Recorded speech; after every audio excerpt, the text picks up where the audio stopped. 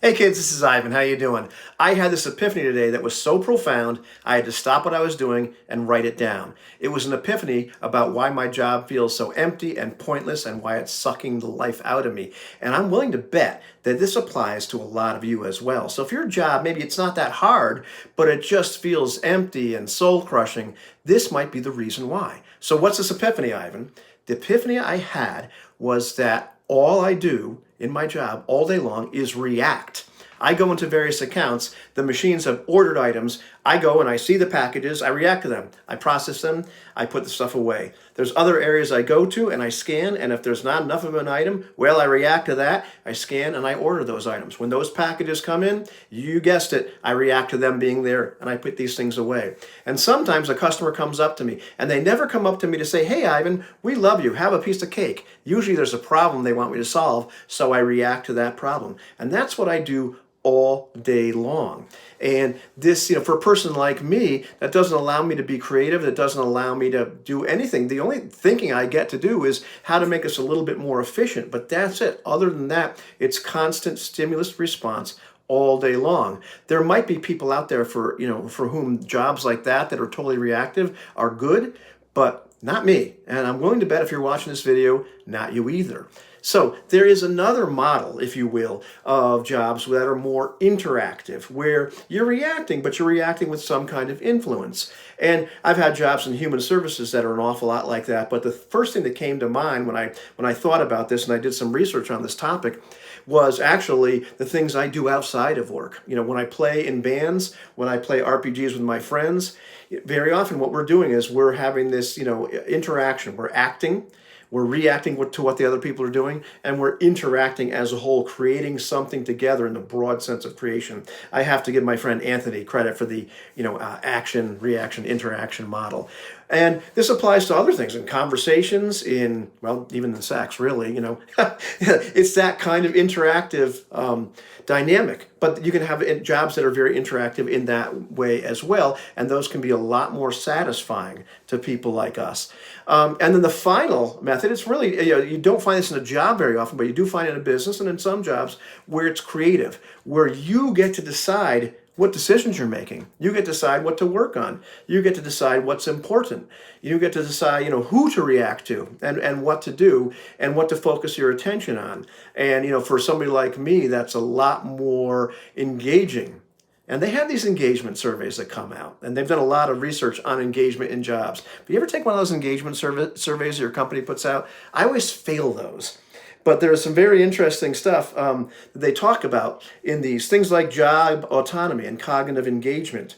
And do you have those or not? And the less people have of those, the more disengaged they feel. Does the job allow you to get into a flow state? Well, mine, not at all. So if you will feel more engaged, if you can get this kind of flow state, without it, not so much. Is it making you feel alienated? Like, is there no real connection between you and this work? You're just a cog, and the more you feel alienated like that, there's less satisfaction. And, the burnout risk, and the burnout risk is very, very high when you're not feeling very engaged. And so, what does this do to you? What it does to me is it makes me not want to offer suggestions because they don't want those suggestions at all. It makes me kind of shrink my creativity down to fit the mold because they really don't want that, and that hurts when I'm not allowed to interact, not allowed to make decisions for myself, not to behave in an autonomous fashion, not feel like there's a connection between me and what I'm doing and that it has some kind of meaning other than it's just a set of instructions constantly being handed down to me. React to this, react to that. And the reactions are pretty much, ingrained at that point.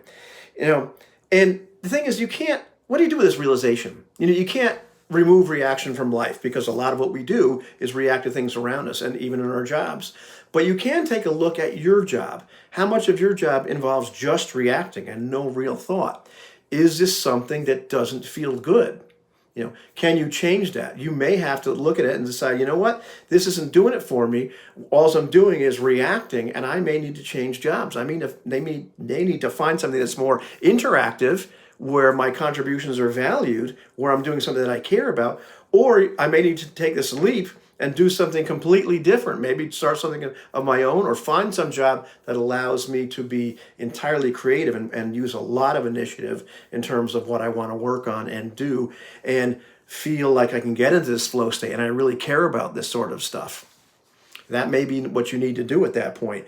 And yeah, this is something that, people will say sometimes, well, find a creative outlet outside of work. And I understand that, and that makes good sense. But let's be honest. We're at work for 8 hours a day, or maybe more. When we're doing that, we're not going to have 8 hours a day to do something that feels more fulfilling and more creative. So sometimes if we're finding that our job is killing us in that way, we might need to take more drastic action. So I'd love to hear from you. What part of your job is just reacting? Is there part of your job interactive? Is there a part of your job that's creative? What kind of job do you fit into? Does it work for you? Or do you find that maybe it's slowly killing you? And if it is, what are you going to do about it? Because the realization isn't enough. We need to take some kind of action. So I don't hope this resonated with you, but I hope that it resonates with you if you're watching this and you feel compelled to share with me or to take some kind of action. Because I think we owe it to ourselves not to stay in situations which, put us in a little box and make us live a very tiny, small life. You know what I mean?